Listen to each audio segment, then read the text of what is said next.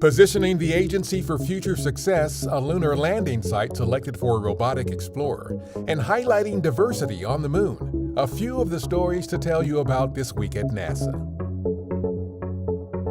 On September 21st, NASA Administrator Bill Nelson and other senior officials hosted an agency town hall from our Mary W. Jackson NASA headquarters building in Washington to announce that, going forward, we will reorganize the agency's human spaceflight programs into two separate mission directorates.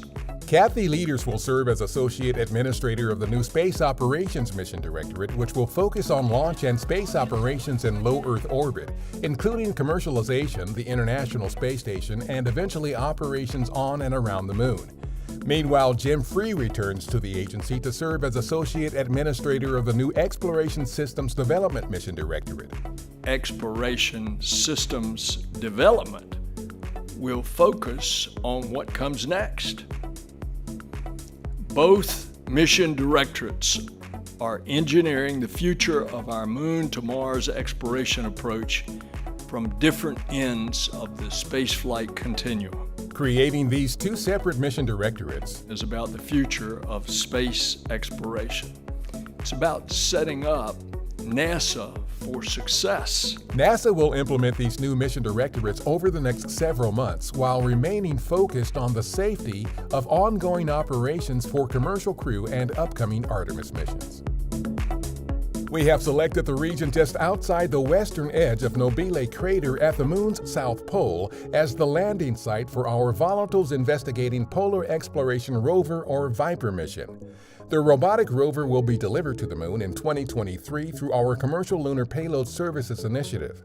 VIPER will map and explore this region for water and other resources. The mission will provide further insight into our Moon's cosmic origin, evolution, and history, and also help inform future Artemis missions to the Moon and beyond. The International Astronomical Union has accepted the proposal of a summer intern in a NASA-affiliated program to name a crater at the Moon's south pole after Arctic explorer Matthew Henson, a black man who in 1909 was one of the first people to make it to the North Pole on Earth. The Moon's south pole is also the region in which NASA will land the next humans on the lunar surface as part of our Artemis program. Artemis will send a diverse group of astronauts to the Moon, including the first woman and the first person of color. The launch of the joint NASA and U.S. Geological Survey Landsat 9 satellite mission is targeted for September 27th from California's Vandenberg Space Force Base. Data from the satellite will be added to Landsat's nearly 50-year free and publicly available data record of Earth's landscapes taken from space, and will continue the program's critical role in monitoring the health of Earth and helping people manage essential resources.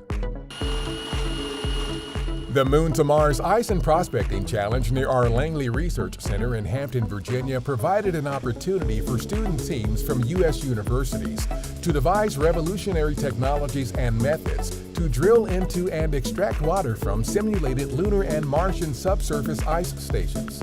The challenge is part of a NASA effort to enable a sustained human presence on other worlds by potentially making use of the available resources on those worlds. That's what's up this week at NASA.